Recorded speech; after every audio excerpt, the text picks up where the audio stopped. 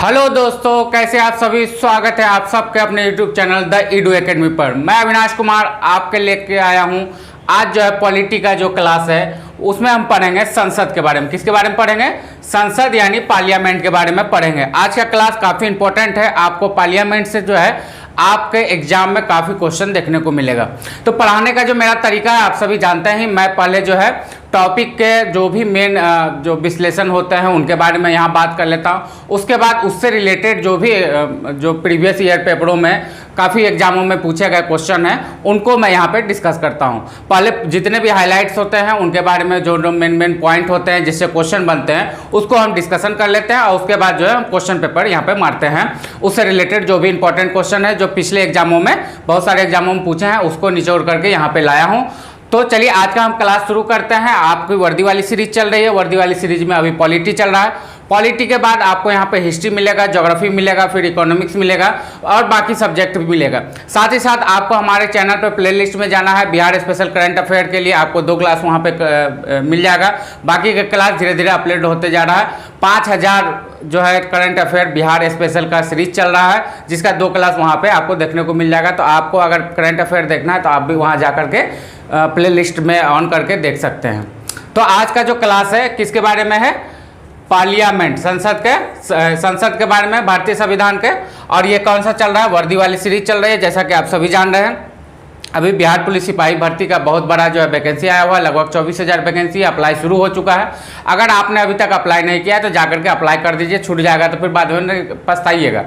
पहले जाकर के अप्लाई कर लीजिए। बिहार का हालत जानवे करते हैं, सर्वर खराब रह गया तो आप पछताइएगा, अप्लाई भी नहीं हो पाएगा। तो अंतिम डेट से पहले जाकर के अप्लाई कर दीजिए। साथ ही साथ अभी बीपीएससी का फॉर्म आने वाला है। उसके साथ ही बिहार टीचर का जो चल रहा है, बीपीएससी टीचर का भी चल रहा है। 1,70,000 वैकेंसी है। हालांकि हमारे जो चाचा जी हैं उन्होंने इस बिहार का जो इतना बड़ा वैकेंसी था इसको पूरा देश का उन्होंने कर दिया है। तो थोड़ा सा इसमें कठिनाई है, कंपटीशन बड़ा है, लेकिन मालूम है बिहार के लड़के जाबाज है। बिहार के लिए कुछ भी मुश्किल नहीं है।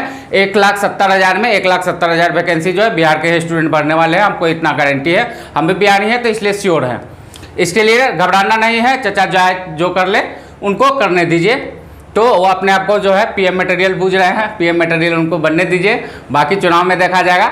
लेकिन 1,70,000 टीचर की वैकेंसी है तो उसमें भी जो भी लोग उसकी पात्रता को फुलफिल करते हैं आप जा करके जरूर भरिएगा।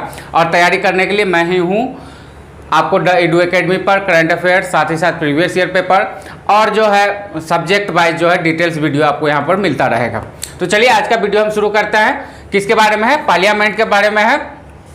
नीचे है भारतीय संविधान के महत्वपूर्ण प्रश्नों का संग्रह भी आपको यहाँ पर दिखने को मिलेगा। मतलब जो भी इंपॉर्टेंट क्वेश्चन है जो पेपर में आए हुए हैं उनको मैं यहाँ पर लेके आता हूँ। क्लियर है? तो चलिए शुरू करते हैं और पहला पॉइंट से हम देख लेते हैं। सबसे पहला पॉइंट यहाँ पे बनता है कि अनुच्छेद 79 के अनुसार भारत के संसद के 3 अंग होंगे। अनुच्छेद 79 के अनुसार भारतीय संविधान में लिखा हुआ है कि भारतीय संसद के 3 अंग होंगे। कौन कौन से अंग होंगे वो? तो वो होंगे राष्ट्रपति।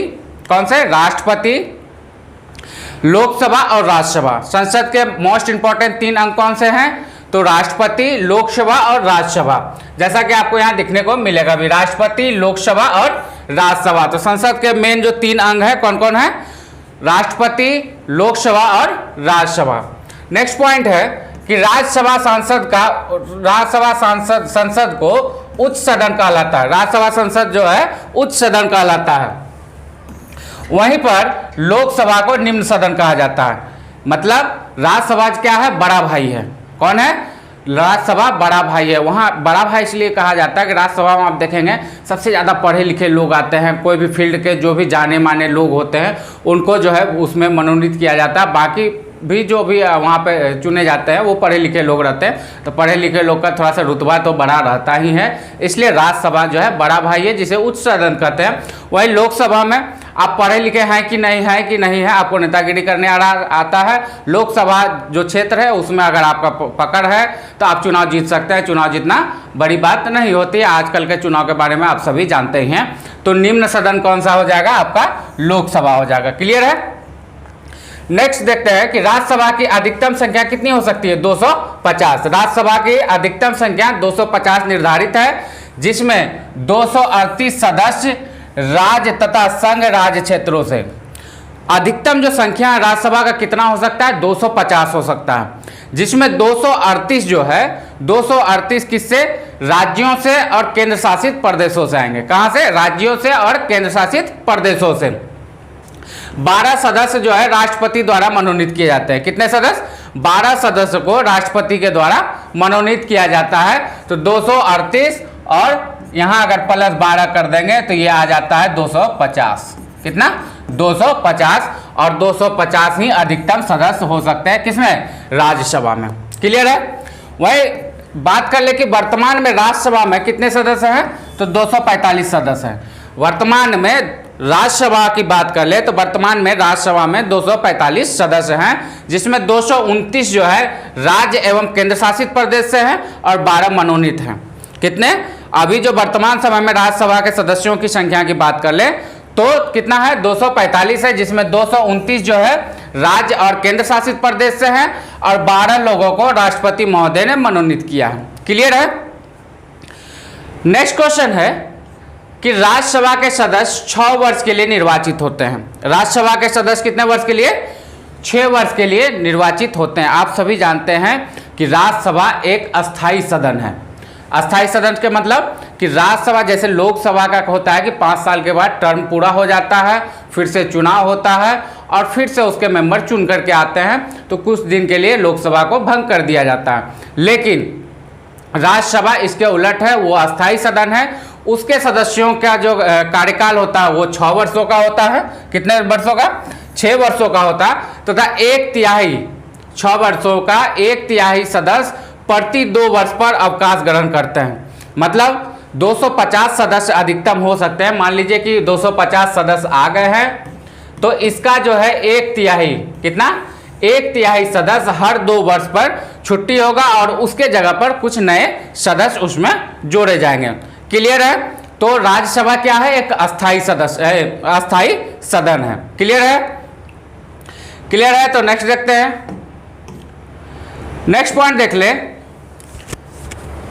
नेक्स्ट पॉइंट है कि चंडीगढ़, अंडमान एवं निकोबार, लद्दाख, दादर एवं नागर हवेली और दमन द्वीप एवं लक्षद्वीप, दमन द्वीप और लक्षद्वीप का राज्यसभा में कोई प्रतिनिधित्व नहीं है।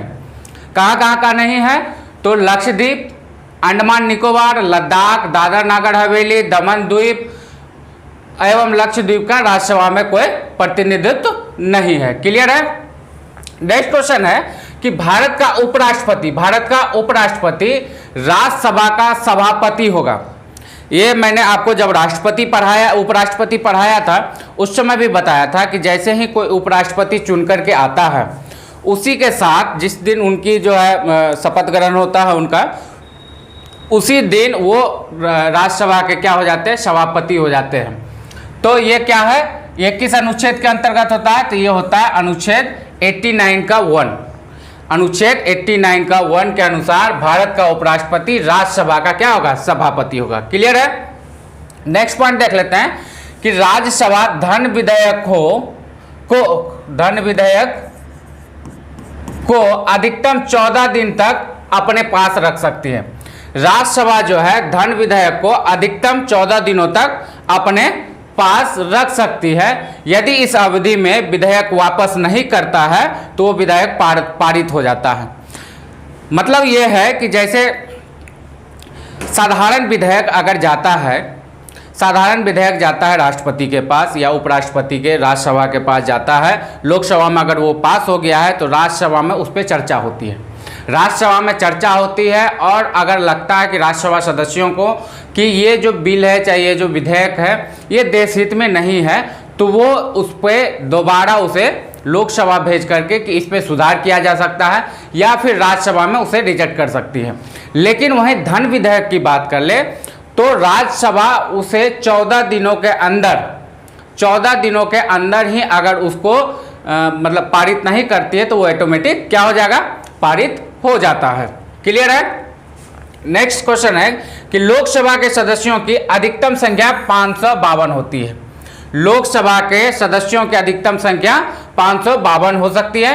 इनमें 350 जो है सदस्य राज्यों के निर्वाचन क्षेत्र से व 20 सदस्य संघ राज्य क्षेत्रों के निर्वाचन क्षेत्र से तथा राष्ट्रपति द्वारा मनोनीत 2 आंग्ल भारतीय। कौन सा? 2 आंग्ल भारतीय जो है अनुच्छेद 331 के तहत राष्ट्रपति लोकसभा में 2 आंग्ल भारतीय जो है उनको मनोनीत भी कर सकते हैं। तो अधिकतम कितनी संख्या हो सकती है? तो 552। लोकसभा में सदस्यों की अधिकतम संख्या 552। वही राज्यसभा की बात कर ले तो 250। क्लियर है? इनमें 350 जो है सदस्य राज्यों के निर्वाचन क्षेत्र से आते हैं। कहां से आते हैं? जो निर्वाचित होकर के आते हैं प्रत्येक राज्य से, उनसे सदस्य। बाकी 20 सदस्य जो होते हैं वो केंद्र शासित प्रदेश या सदस्य संघ राज्य क्षेत्र से, निर्वाचक क्षेत्रों से तथा राष्ट्रपति द्वारा मनोनीत 2 सदस्य होते हैं। क्लियर है? क्लियर है? तो आगे बढ़ते हैं, नेक्स्ट पॉइंट देख लेते हैं। नेक्स्ट पॉइंट है कि वर्तमान में लोकसभा के कुल सदस्यों की संख्या कितनी है? 545।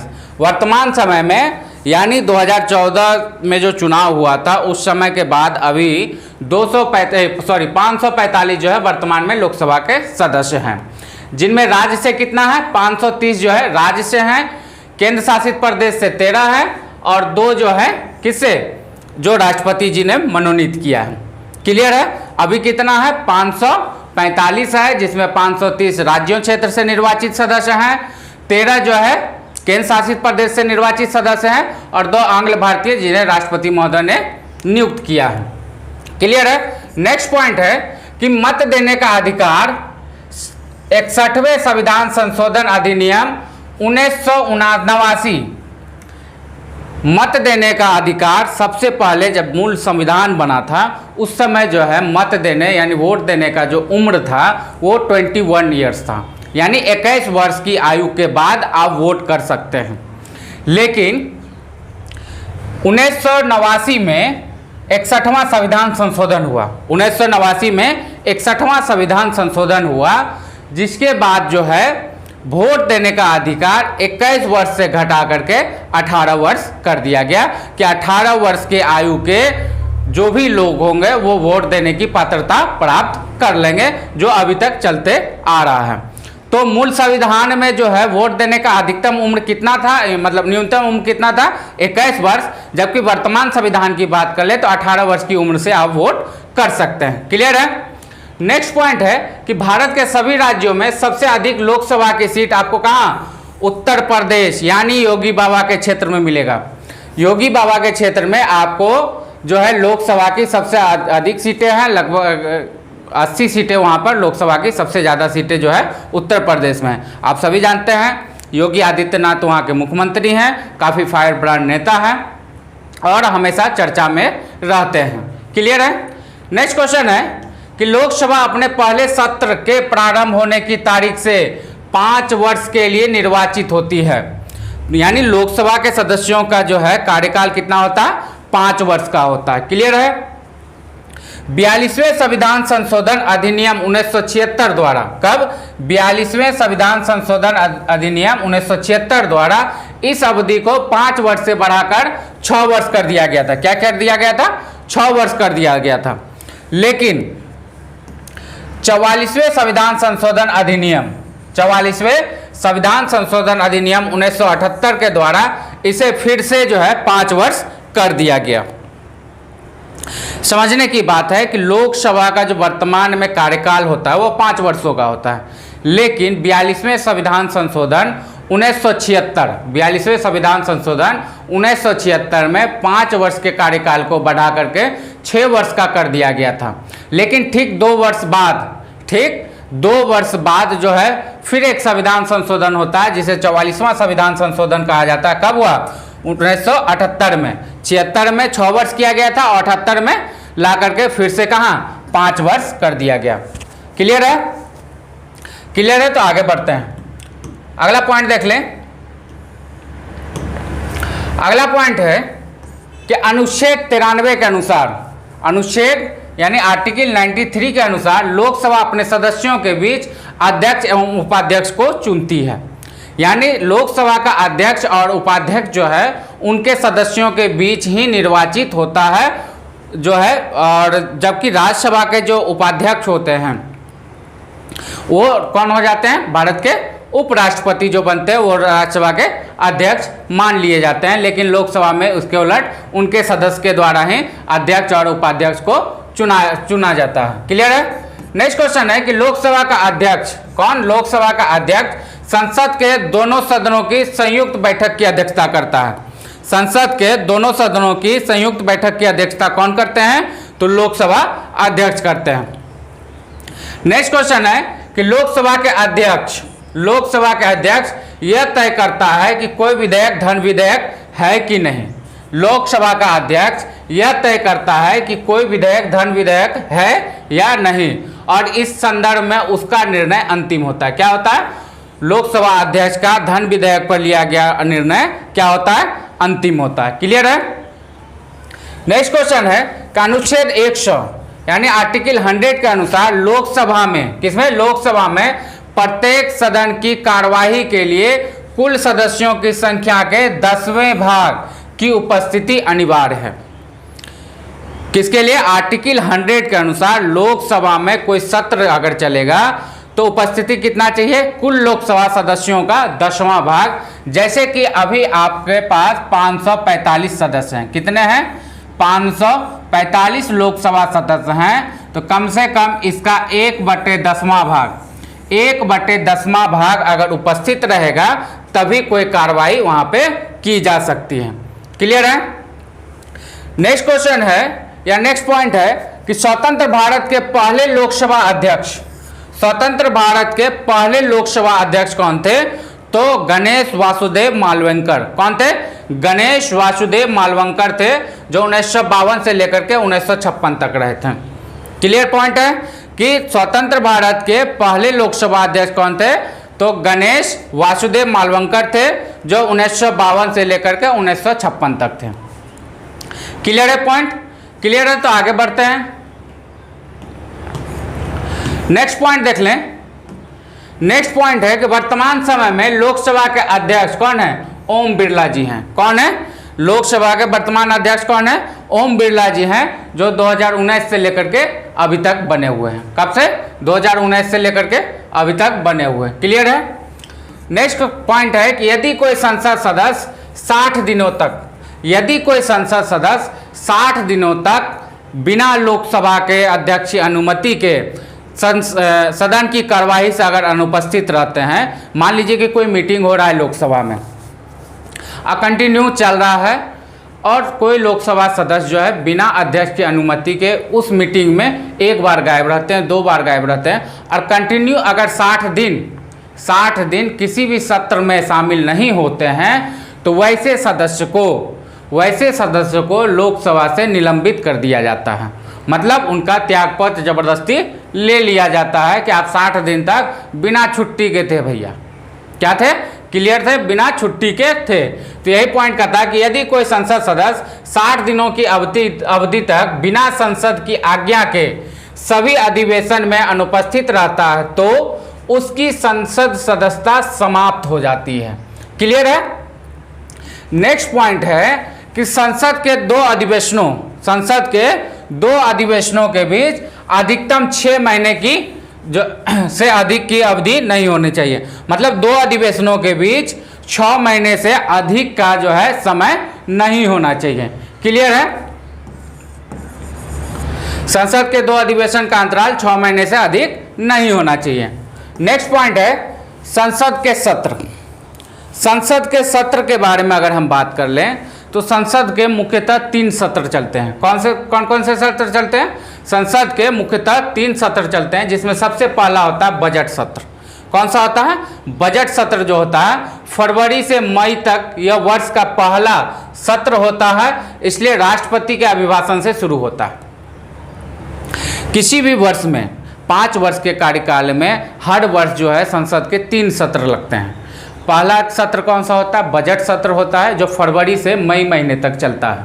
ये संसद का क्या होता है? पहला सत्र होता है, इसलिए इसमें जो है राष्ट्रपति का अभिभाषण होता है। साथ ही साथ ये जो है सबसे लंबा सत्र होता है। कौन सा होता है? सबसे लंबा सत्र होता है। कौन सा? बजट सत्र। बजट सत्र जो है सबसे लंबा सत्र होता है, और इसकी अगर कहा जाए कि कब से कब तक, तो फरवरी से मई तक। दूसरा जो सत्र होता है वो मानसून सत्र होता है। कौन सा सत्र होता है? मानसून सत्र। ये जुलाई से सितंबर तक, मतलब अभी के समय में जो भी सत्र चलेगा उसे मानसून सत्र कहा जाएगा। तो कब से कब तक? जुलाई से सितंबर तक मानसून सत्र चलता है। और उसके बाद आता है शीतकालीन। उसके बाद कौन सा आता है? शीतकालीन सत्र आता है, जो नवंबर से दिसंबर तक। कब तक? नवंबर से दिसंबर तक। और सबसे छोटा सत्र होता है। कौन सा? सबसे छोटा सत्र होता है। यानी सबसे बड़ा सत्र कौन सा? बजट सत्र, जो फरवरी से लेकर के मई तक। उसके बाद सबसे छोटा सत्र की अगर हम बात कर ले तो शीतकालीन सत्र होता है, जो मात्र नवंबर से दिसंबर महीने का होता है, सबसे छोटा सत्र होता है। वहीं मानसून सत्र जो होता है, जो अभी के समय में, कब? मानसून सत्र आपको अप्रैल से, मानसून सत्र आपका जुलाई से सितंबर तक चलता है। क्लियर है? तो संसद के मेन 3 सत्र होते हैं। पहला होता है बजट सत्र, दूसरा होता है मानसून सत्र, और तीसरा होता है शीतकालीन सत्र। सबसे बड़ा सत्र की अगर बात कर ले तो बजट सत्र, और सबसे छोटा की बात कर ले तो वो होता है मानसून, माफ कीजिएगा, शीतकालीन। क्लियर है? क्लियर है? तो अगला पॉइंट देख लेते हैं। अगला पॉइंट है कि संसद में प्रस्तुत विधेयक निम्न 4 प्रकार के होते हैं। संसद में प्रस्तुत विधेयक जो है 4 प्रकार के होते हैं। कौन कौन से होते हैं? तो एक होते हैं साधारण विधेयक। कौन से होते हैं? सबसे पहला साधारण विधेयक, जिसे सामान्य विधेयक भी कहते हैं। दूसरा होता है धन विधेयक, धन विधेयक। तीसरा होता है वित्तीय विधेयक। कौन सा? वित्तीय विधेयक। और चौथा होता है संविधान संशोधन विधेयक। क्लियर है कि संसद में प्रस्तुत विधेयक कै प्रकार के होते हैं? 4 प्रकार के होते हैं। सामान्य विधेयक, धन विधेयक, वित्त विधेयक, संविधान संशोधन विधेयक। अब नेक्स्ट पॉइंट है कि जो विधेयक धन, वित्तीय, संविधान संशोधन विधेयक नहीं होते हैं उन्हें क्या कहते हैं? सामान्य विधेयक कहते हैं। क्लियर है? ही है, नाम से ही पता चल रहा है कि जिस भी जो विधेयक धन, वित्त और संविधान संशोधन से रिलेटेड नहीं होगा वो क्या? सामान्य विधेयक कहलाएगा। धन विधेयक किसे कहते हैं? तो ये संविधान के अनुच्छेद 110 में परिभाषित है। धन विधेयक किस में परिभाषित है? तो संविधान के अनुच्छेद 110 में परिभाषित है। क्लियर है? नेक्स्ट पॉइंट है कि वित्त विधेयक एक ऐसा विधेयक है जिसका संबंध धन संबंधित विषयों से है, जिसके बारे में संविधान के अनुच्छेद 110 में उल्लेखित किया गया है। क्लियर है? क्लियर है? तो नेक्स्ट पॉइंट देखते हैं। नेक्स्ट पॉइंट देख लें। नेक्स्ट पॉइंट है कि अनुच्छेद 368 में संविधान संशोधन की प्रक्रिया और इस संबंध में संसद की शक्ति का वर्णन है। किसमें? अनुच्छेद 368। अनुच्छेद 368 में संविधान संशोधन की प्रक्रिया और शक्ति का वर्णन है। क्लियर है? नेक्स्ट क्वेश्चन है कि संसद की संयुक्त बैठक धन विधेयक और संविधान संशोधन विधेयक के लिए नहीं हो सकता है। संसद की संयुक्त बैठक जो है धन विधेयक और संविधान संशोधन विधेयक के लिए नहीं हो सकता है। नेक्स्ट पॉइंट है कि अभी तक केवल 3 बार दोनों सदनों की संयुक्त बैठक बुलाई गई है।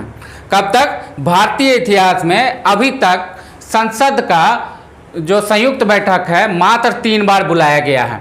कब कब बुलाया गया है? तो पहला विधेयक जब बुलाया गया था तो वो बनाया गया था दहेज प्रतिबंध विधेयक 1961 जब पारित करना था, तब संसद की संयुक्त बैठक बुलाई गई थी। दूसरी बार बैंक सेवा आयोग विधेयक 1978 जब पारित होना था तब बुलाया गया था। और तीसरी अगर बात कर ले तो आतंकवाद निवारण विधेयक 2002 जब पारित करना था तब संयुक्त बैठक बुलाई गई थी। यानी संसद में अभी तक मात्र 3 बार संयुक्त बैठक बुलाई गई है। पहला कब बुलाया गया था? तो दहेज प्रतिबंध विधेयक 1961 में पारित करना था उस समय। दूसरा बैंक सेवा आयोग विधेयक 1978 के लिए। तीसरा आतंकवाद निवारण विधेयक 2002 के लिए। क्लियर है? तीसरा है कि वित्तीय वर्ष 1 अप्रैल से 31 मार्च तक माना जाता है। कब माना जाता है? वित्तीय वर्ष 1 अप्रैल से लेकर के 31 मार्च तक माना जाता है, जबकि बजट फरवरी माह के प्रथम दिन वित्त मंत्री द्वारा लोकसभा में प्रस्तुत किया जाता है। कब किया जाता है? बजट जो है फरवरी माह का प्रथम दिन जो भी होता है उसी दिन वित्त मंत्री द्वारा लोकसभा में जो है बजट को प्रस्तुत किया जाता है। नेक्स्ट पॉइंट है कि रेलवे बजट को आम बजट से एकवर्ट समिति, किसके, एकवर्ट समिति की सिफारिश पर 1921 में अलग कर दिया गया था। हालांकि अभी जो है अब पुनः जब निर्मला सीतारमण जब से वित्त मंत्री बनी है तो आपको रेल बजट और सामान्य बजट दोनों एक साथ प्रस्तुत किया जाता है।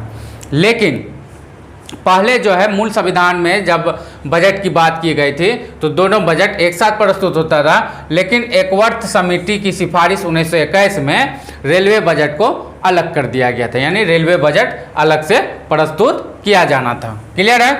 क्लियर है तो नेक्स्ट पॉइंट देख लेते हैं। नेक्स्ट पॉइंट है कि स्वतंत्र भारत का पहला बजट, स्वतंत्र भारत का पहला बजट आर.के. सठमुख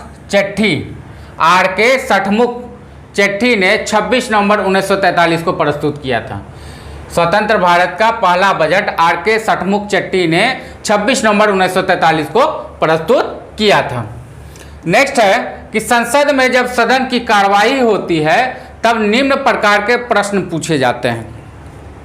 आप लोगों ने जब भी संसद का सत्र चल रहा होगा तो बहुत बार इन सब भाषाओं को, वर्ड को आप रिपीट सुनते होंगे न्यूज़ चैनल में, चाहे कहीं भी आप जब यूट्यूब पे संसद की कार्यवाही देखते हैं, चाहे कहीं पे संसद की कार्यवाही देखते हैं तो 2-3 शब्द आपको हमेशा सुनाई देगा। पहला सुनाई देगा प्रश्नकाल। क्या सुनाई देगा? प्रश्नकाल। दूसरा होता है शून्यकाल। क्या? ये भी शून्यकाल आपको सुनाई देगा। तो है कि संसद में जब सदन की कार्यवाही होती है तो निम्न प्रकार से प्रश्न पूछे जाते हैं। पहला होता है प्रश्नकाल। प्रश्नकाल क्या है कि संसद के दोनों सदनों में बैठक के पहले घंटे के समय को प्रश्नकाल कहा जाता है। संसद का जब बैठक शुरू होता है तो उसका जो पहला 1 घंटा होता है उसे प्रश्नकाल कहता है। इसमें मंत्रियों को प्रश्न दिए जाते हैं, इसमें मंत्रियों को प्रश्न दिए जाते हैं। क्लियर है? दूसरा होता है शून्यकाल। शून्यकाल में जो है संसद के दोनों सदनों में प्रश्नकाल के ठीक बाद का समय क्या कहलाता है? शून्यकाल, जो लगभग 5 से 15 मिनट का होता है। शून्यकाल कितना? 5 से 15 मिनट का समय होता है। इसमें सभी सदस्यों को बोलने का समान अवसर दिया जाता है, यानी एक सदस्य को जो है बोलने का जितना मौका दिया जाएगा उतना ही लगभग सभी सदस्यों को दिया जाता है। अब है कि प्रश्न 3 प्रकार के होते हैं। प्रश्न जो पूछे जाते हैं वो 3 प्रकार के प्रश्न पूछे जाते हैं। जो प्रश्नकाल और शून्यकाल में जैसे प्रश्न पूछे जाते हैं तो वो भी 3 कैटेगरी में डिवाइड हैं। तो 3 कैटेगरी में जो डिवाइड है तो इसमें पहला जो आता है वो आता है तारांकित प्रश्न। कौन सा प्रश्न आता है? तारांकित प्रश्न का उत्तर सदन में मौखिक रूप से दिया जाता है। तारांकित प्रश्न जो होता है उसका उत्तर जो है सदन में क्या चीज से? मौखिक रूप से दिया जाता है। दूसरा होता है अतारांकित प्रश्न। कौन सा? अतारांकित प्रश्न। अतारांकित। दूसरा जो होता है अतारांकित प्रश्न होता है, इन प्रश्नों का उत्तर सदन में लिखित रूप से दिया जाता है। अतारांकित प्रश्न का जो है उत्तर सदन में लिखित रूप से दिया जाता है। और तीसरा होता है अल्प सूचना प्रश्न। कौन सा? अल्प सूचना प्रश्न होता है। तो अविलंब लोक महत्व के किसी प्रश्न को मौखिक उत्तर के लिए सूचना से 10 दिन से कम अवधि में दी जाती है। कौन सा? अल्प सूचना प्रश्न। तो आप समझ गए कि जो कार्रवाई होती है तो उसमें प्रश्नकाल 2 होते हैं, एक होते हैं शून्यकाल और प्रश्नकाल और शून्यकाल। प्रश्न 3 प्रकार के होते हैं, एक तारांकित प्रश्न, एक अतारांकित प्रश्न और तीसरा होता है अल्प सूचना प्रश्न। क्लियर है यहाँ तक? अगर क्लियर है तो आगे बढ़ते हैं।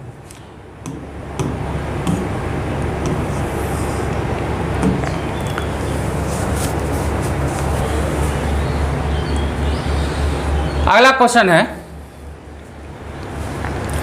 कि लोक लेखा समिति। क्या? लोक लेखा समिति। लोक लेखा समिति सर्वप्रथम 1921 में गठित यह संसद की सबसे पुरानी समिति है। लोक लेखा समिति क्या है?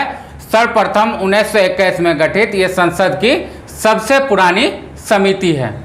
इस समिति में लोकसभा के 15 तथा राज्यसभा के 7 सदस्यों सहित कुल 22 सदस्य होते हैं। लोक लेखा समिति का कार्यकाल 1 वर्ष का होता है। लोक लेखा समिति के आप लोगों ने बहुत उसके बारे में सुना होगा। तो लोक लेखा समिति सर्वप्रथम कब बना? तो 1921 में बन करके तैयार हुआ। लोक लेखा समिति के अगर सदस्यों की बात कर ले तो 15 सदस्य कहाँ से? लोकसभा से, और 7 सदस्य जो है राज्यसभा से लिए जाते हैं। और कुल इसमें कितने? 22 सदस्य होते हैं। कुल कितने? 22 सदस्य होते हैं। अगर कार्यकाल की बात कर ले तो लोक लेखा समिति का कार्यकाल जो है 1 वर्ष का होता है। क्लियर है? दूसरा होता है प्राक्कलन समिति। प्राक्कलन समिति में लोकसभा के ही 30 मेंबर को इसका सदस्य बनाया जाता है। इसमें राज्यसभा के सदस्य नहीं होते। प्राक्कलन समिति में लोकसभा के ही 30 सदस्य होते हैं। अगला है विभागीय समितियां। विभागीय समितियों की स्थापना की सिफारिश सर्वप्रथम 1979 में लोकसभा की नियम समिति द्वारा किया गया था। किसके द्वारा किया गया था? नियम समिति के द्वारा विभागीय समिति बनाने के लिए 1989 में जो है इसकी सिफारिश की गई थी। क्लियर है? यहाँ तक क्लियर है? तो आगे बढ़ते हैं, नेक्स्ट पॉइंट देख लें। अब यहाँ से आपका शुरू हो जाता है संसद के। मैंने आपको जो भी इम्पोर्टेंट पॉइंट है उसके बारे में हम लोगों ने डिस्कशन कर लिया है। अब हम यहाँ पर देखेंगे उनसे रिलेटेड क्वेश्चन जो पिछले एग्जामों में पूछे जा चुके हैं, जो पेपर में आए हुए हैं, उन बारे में हम डिस्कशन कर लेंगे। पर क्वेश्चन को यहाँ पर हम डिस्कशन करेंगे जो काफ़ी इंपॉर्टेंट है, प्रीवियस कई एग्जामों में पूछे गए हैं, वहीं से इन क्वेश्चनों को उठाया गया है और आपके सामने लाया गया है। अगर आपको इसका PDF चाहिए तो आप मुझे ज़रूर हमारे कमेंट सेक्शन में, वीडियो कमेंट सेक्शन में बताएं। मैं एक टेलीग्राम चैनल बना करके आपको जो भी क्लास होगा उसका PDF मैं आपको वहाँ पर प्रोवाइड कराता रहूँगा। चलिए क्वेश्चन आंसर शुरू करने से पहले मैं थोड़ा सा पानी पी लेता हूँ।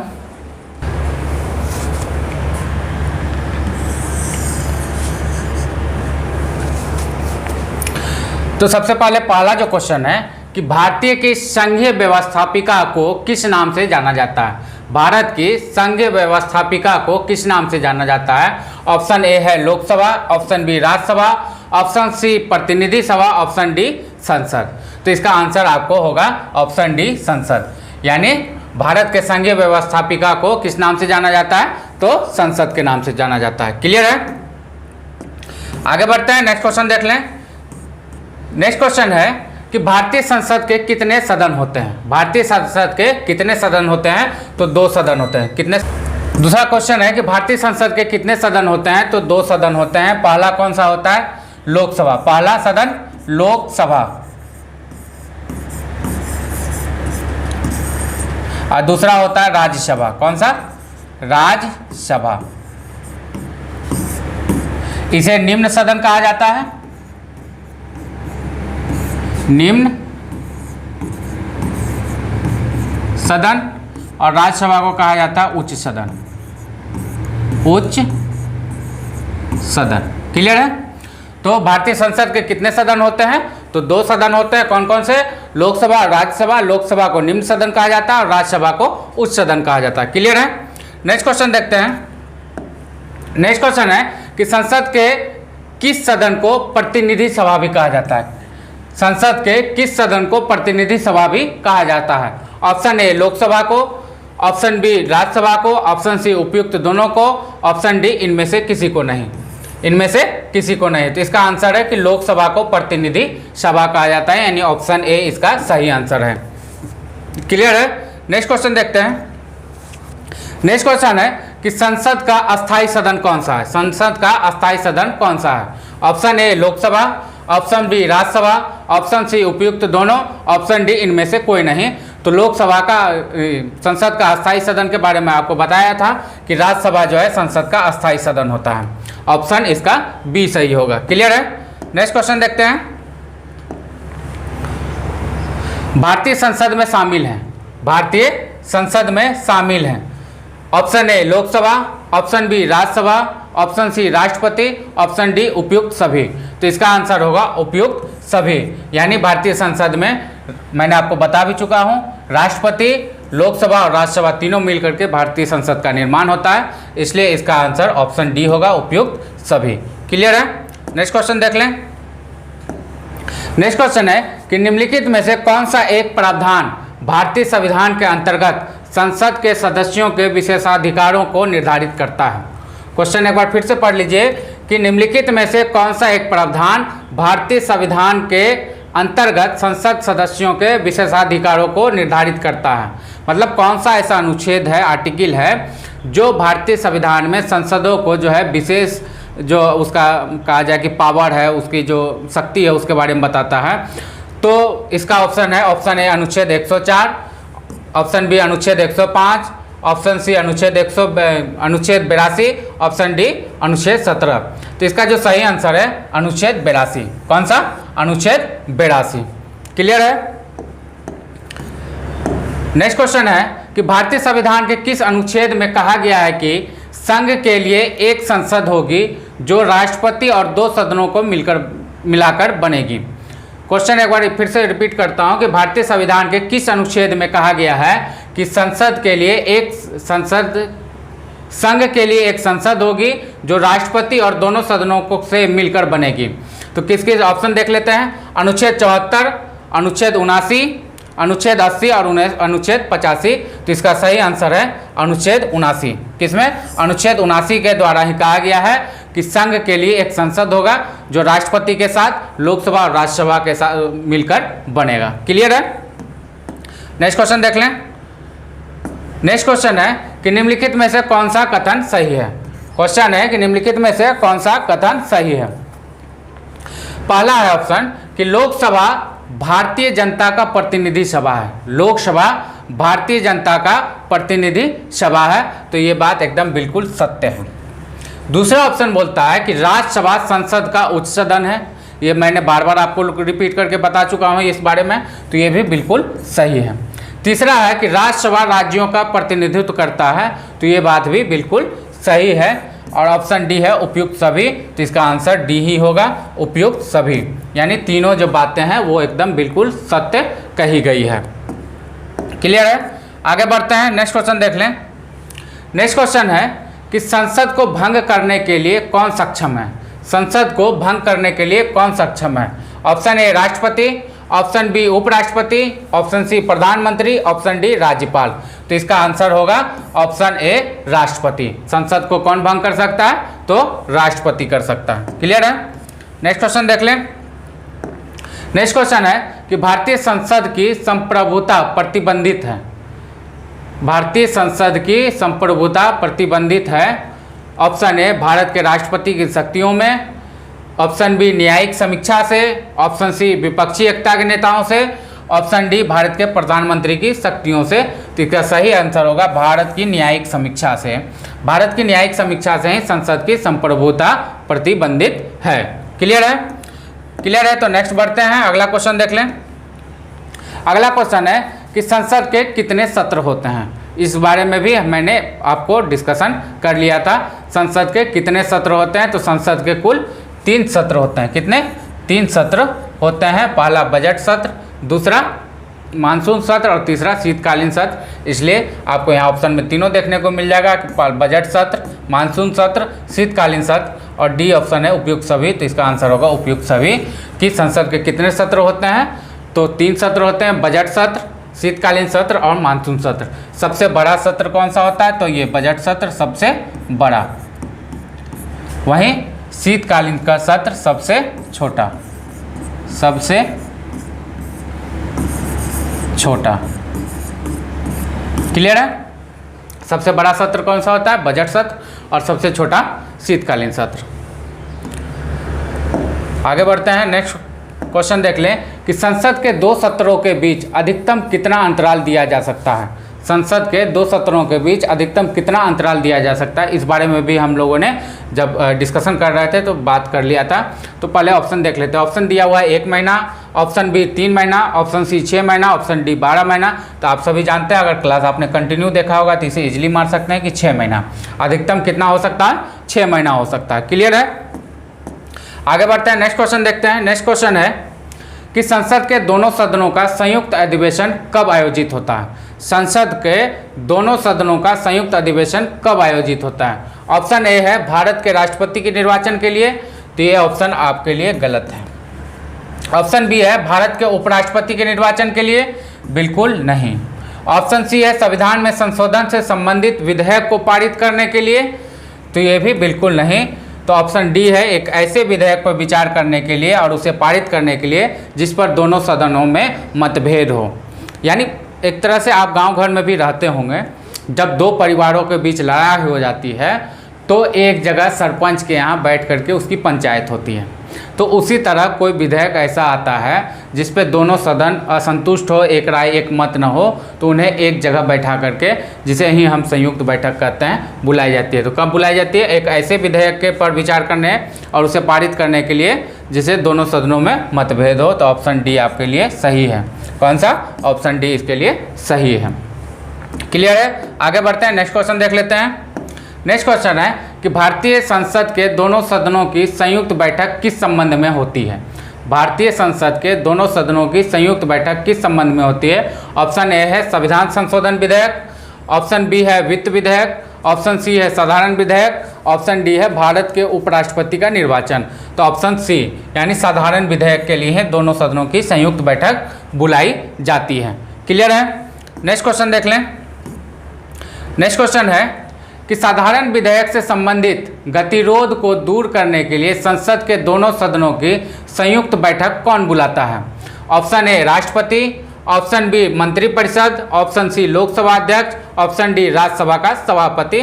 तो इसका सही आंसर है राष्ट्रपति। राष्ट्रपति ही दोनों सदनों की संयुक्त बैठक बुलाता है, लेकिन अध्यक्षता इसकी लोकसभा अध्यक्ष ही करते हैं। क्लियर है? नेक्स्ट क्वेश्चन देख लें। नेक्स्ट क्वेश्चन है कि स्वतंत्र भारत के संसदीय इतिहास में अभी तक कितनी बार संयुक्त बैठक या अधिवेशन बुलाई गई है? तो 3 बार बुलाई गई है। आप लोगों को मैंने आगे बता भी दिया है।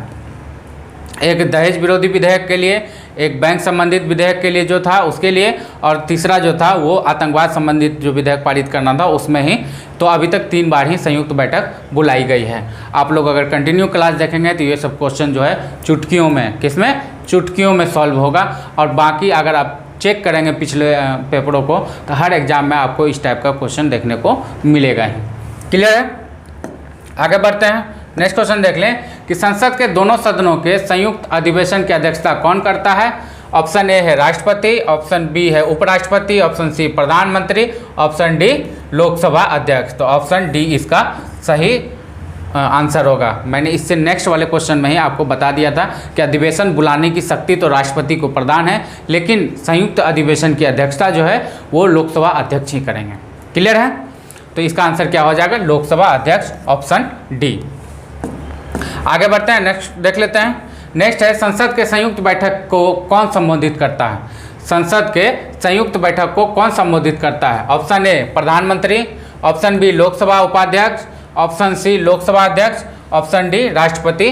तो आंसर सही इसका होगा ऑप्शन डी राष्ट्रपति। राष्ट्रपति ही संयुक्त बैठक को संबोधित करता है। अध्यक्षता कौन करता है? तो लोकसभा अध्यक्ष करता है। क्लियर है?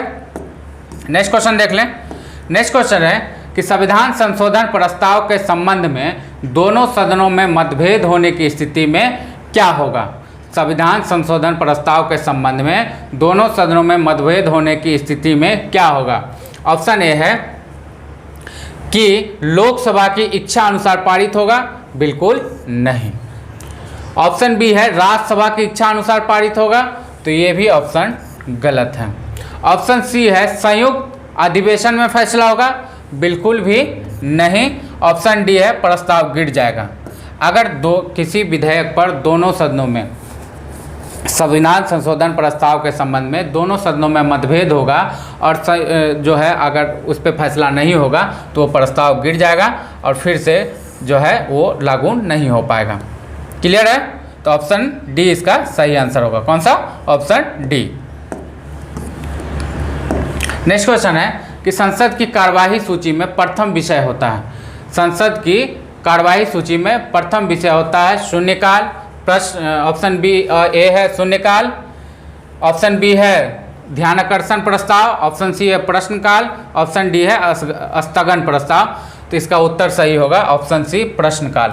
किससे शुरू होता है? यानी मैंने आपको बताया था कि संसद की जब कार्रवाई शुरू होती है तो प्रथम जो 1 घंटा होता है वो प्रश्नकाल का होता है। क्या होता है? प्रश्नकाल का होता है। क्वेश्चन भी वही है कि कार्यवाही सूची में प्रथम विषय क्या होता है? तो प्रश्नकाल होता है, इसलिए ऑप्शन सी इसका सही होगा। क्लियर है? नेक्स्ट क्वेश्चन देख लेते हैं। नेक्स्ट क्वेश्चन है कि कौन सी प्रथा संसदीय प्रणाली को भारत की देन है। मतलब संसदीय प्रणाली में जो है भारत की देन कौन सी प्रथा है। तो ऑप्शन ए है शून्यकाल, ऑप्शन बी है कटौती प्रस्ताव, ऑप्शन सी है स्थगन प्रस्ताव, ऑप्शन डी है मंत्रालयों की मांगों का गिलोटिन किया जाना। तो इसका ऑप्शन सही क्या होगा? शून्यकाल। शून्यकाल जो है भारतीय संसद के ही देन है। शून्यकाल और किसी संसद में नहीं था, शून्यकाल की शुरुआत जो है भारतीय संसद से की गई थी। तो कौन सी प्रथा संसदीय प्रणाली की भारत को देन है? तो शून्यकाल। क्लियर है? नेक्स्ट देखते हैं अगला क्वेश्चन। अगला क्वेश्चन है कि संसद के किसी सदस्य की सदस्यता तब समाप्त समझी जाती है यदि वह बिना सदन को सूचित किए कितने दिनों तक अनुपस्थित रहता है। ऑप्शन ए 60 दिन, ऑप्शन बी 90 दिन, ऑप्शन सी 120 दिन, ऑप्शन डी 150 दिन। तो इसका सही आंसर मैंने आपको बता भी दिया है, ऑप्शन ए 60 दिन होगा। 60 दिन तक अगर वो बिना सूचना दिए अनुपस्थित रहते हैं तो उनकी जो है संसद सदस्यता समाप्त कर दी जाती है। क्लियर है? नेक्स्ट क्वेश्चन देखते हैं। नेक्स्ट क्वेश्चन है कि एक वर्ष में कम से कम कितनी बार संसद की बैठक होना आवश्यक है। एक वर्ष में कम से कम कितनी बार संसद की बैठक होना आवश्यक है। ऑप्शन ए है 1 बार, ऑप्शन बी 2 बार, ऑप्शन सी 3 बार, ऑप्शन डी 4 बार। तो इसका सही आंसर होगा 2 बार। कब? एक वर्ष में कम से कम 2 बार संसद की बैठक होना आवश्यक है, जिसका जो मैंने आपको बताया था कि 6 महीने के अंतराल, मैक्सिमम 6 महीने का ही अंतराल आप 1-2 बैठकों के बीच रख सकते हैं। क्लियर है? नेक्स्ट क्वेश्चन देख लें। नेक्स्ट क्वेश्चन है कि निम्न विधेयक में से किसका एक भारतीय संसद के दोनों सदनों द्वारा अलग अलग विशेष बहुमत से पारित होना आवश्यक है। मतलब कौन सा विधेयक है जिसका भारतीय संसद के दोनों सदनों, उच्च सदन और निम्न सदन में अलग अलग विशेष बहुमत से पारित होना जो है आवश्यक है। तो ऑप्शन ए है साधारण विधेयक, ऑप्शन बी है धन विधेयक, ऑप्शन सी वित्तीय विधेयक, ऑप्शन डी है संविधान संशोधन विधेयक। तो इसका सही आंसर है संविधान संशोधन विधेयक, option number D. Option number D संविधान संशोधन विधेयक संसद के दोनों सदनों में बहुमत से अलग अलग पास होने की आवश्यकता पड़ती है। क्लियर है? नेक्स्ट क्वेश्चन देख लें। नेक्स्ट क्वेश्चन है सांसदों के वेतन का निर्णय कौन करता है। ऑप्शन ए संसद, ऑप्शन बी केंद्रीय मंत्रिपरिषद, ऑप्शन सी राष्ट्रपति, ऑप्शन डी लोकसभा अध्यक्ष। तो इसका सही आंसर है ऑप्शन ए संसद के द्वारा ही लोकसभा सांसदों के वेतन का निर्णय किया जाता है। क्लियर है? नेक्स्ट क्वेश्चन देख लें कि संसद के कुल सदस्यों का कितना भाग वैधानिक चैम्बर की मीटिंग बुलाने के लिए आवश्यक गणपूर्ति है या कॉरम है। संसद के कुल सदस्यों का कितना भाग वैधानिक चैम्बर की मीटिंग बुलाने के लिए आवश्यक गणपूर्ति या कॉरम है। तो मैंने आपको बताया ही था 1/10। जैसे कि अभी 545 मेंबर हैं, 545 मेंबर हैं, तो कम से कम इसका 1/10 हिस्सा उपस्थित होगा, तभी संसद की कोई कार्रवाई हो सकती है। क्लियर है? आगे बढ़ते हैं। नेक्स्ट क्वेश्चन है कि संसदीय प्रणाली वाली सरकार को अन्य किस नाम से जाना जाता है। संसदीय प्रणाली वाली सरकार को अन्य किस नाम से जाना जाता है। ऑप्शन ए है अनुक्रियाशील सरकार, ऑप्शन बी है संघीय सरकार, ऑप्शन सी है उत्तरदायी सरकार, ऑप्शन डी है राष्ट्रपतीय सरकार। तो इसका सही आंसर होगा बी नंबर संघीय सरकार। यानी संसदीय प्रणाली वाली सरकार को अन्य नाम और किस नाम से जाना जाता है, तो संघीय सरकार के नाम से जाना जाता है। क्लियर है? नेक्स्ट क्वेश्चन देख ले। नेक्स्ट क्वेश्चन है कि संविधान लागू होने के बाद सर्वप्रथम त्रिशंकु संसद का गठन कब हुआ। क्वेश्चन एक बार फिर से रिपीट करता हूं कि संविधान लागू होने के बाद सर्वप्रथम त्रिशंकु संसद का गठन कब हुआ। Option A 1980, option B 1979, option C 1991, option D 1977। तो इसका सही उत्तर है ऑप्शन बी 1989 में। कब? 1989 में पहली बार त्रिशंकु संसद का गठन हुआ था। क्लियर है? नेक्स्ट क्वेश्चन देख लें। नेक्स्ट क्वेश्चन है अस्थायी संसद भारत में कब तक अस्तित्व में रहा। अस्थायी संसद भारत में कब तक अस्तित्व में रहा। तो पहला ऑप्शन है 25 जनवरी 1950, दूसरा है 31 दिसंबर 1950, सी नंबर ऑप्शन है 18 दिसंबर 1950, डी नंबर ऑप्शन है 17 अप्रैल 1952। तो इसका सही आंसर है 17 अप्रैल 1952 तक जो है अस्थायी संसद अस्तित्व में रहा था। क्लियर है। नेक्स्ट क्वेश्चन देखते हैं कि भारत में पार्लियामेंट संसद का उद्घाटन कब हुआ। भारत में पार्लियामेंट जिसे संसद कहते हैं का उद्घाटन कब हुआ। 1917 में, option B 1927, option C 1937, option D 1947। तो इसका सही आंसर है ऑप्शन बी 1927 में। संसद का कब उद्घाटन हुआ तो 1927 में। क्लियर है। नेक्स्ट क्वेश्चन देख लें। नेक्स्ट क्वेश्चन है कि संसद के किन सदस्यों को गैर सरकारी सदस्य कहा जाता है। संसद के किन सदस्यों को गैर सरकारी सदस्य कहा जाता है। ऑप्शन ए है विरोधी दल के सांसद को, ऑप्शन बी मंत्री के अलावा अन्य प्रत्येक सांसद को, ऑप्शन सी कैबिनेट मंत्री के अलावा अन्य सभी सांसद को, ऑप्शन डी है निर्दलीय सांसदों को। तो इसका सही आंसर है मंत्री के अलावा अन्य प्रत्येक सांसद को जो है गैर सरकारी सदस्य कहा जाता है। क्लियर है। नेक्स्ट क्वेश्चन देख लेते हैं। तो क्वेश्चन सीरीज यहीं पर समाप्त होता है दोस्तों। आशा करता हूं कि आपको ये क्लास पार्लियामेंट यानी संसद जिसे मैंने आज कवर किया है, आपको पॉइंट बाय पॉइंट पहले बताया, उसके बाद फिर उससे रिलेटेड जो भी क्वेश्चन आंसर आपके पेपर में बनते हैं उसको मैंने यहाँ डिस्कशन कराया हो। ये क्लास आपको पसंद आई होगी। अगर आपको क्लास पसंद आता है तो आप द ईडू एकेडमी को सब्सक्राइब जरूर कर लें। और पीडीएफ के लिए आपको अगर पीडीएफ चाहिए तो आप मुझे कमेंट बॉक्स में कमेंट करके बता दें, ताकि मैं एक जो है टेलीग्राम ग्रुप बना लूँ और वहाँ पे जो भी क्लास हो मैं उसका पीडीएफ आपके साथ शेयर कर लूँ, ताकि आपको नोट्स बनाने का झंझट खत्म हो जाए। साथ ही साथ मुझे मोटिवेट करने के लिए हमारे इस वीडियो को लाइक ज़रूर करिएगा, ताकि मुझे तो पता तो चले कि मैं जो कंटेंट तैयार कर रहा हूँ आपके लिए वो ज़्यादा इम्पोर्टेंट लग रहा है आपको या नहीं लग रहा है, वैल्यूबल लग रहा है या नहीं लग रहा है। और कोई भी दिशा निर्देश हो तो आप मुझे कमेंट बॉक्स में चिपका दीजिएगा कि भैया आपका ये गड़बड़ है, ये सही है, क्योंकि नया नया मैंने अभी शुरुआत किया है। आशा करता हूँ कि आपको ये क्लास पसंद आई होगी। अगर इसी तरह का क्लास आप रेगुलर पाना चाहते हैं तो द ईडू एकेडमी को सब्सक्राइब जरूर कर लीजिएगा। और जो है ये बेल आइकन, इस बेल आइकन को ज़रूर दबा लीजिएगा, ताकि मैं जैसे ही कोई वीडियो आपको डालूँ उसका आपका घंटी बज जाए। मिलता हूँ फिर अगला सेशन लेकर के, अगला क्लास कोई टॉपिक लेकर के। तब तक के लिए टाटा बाय बाय।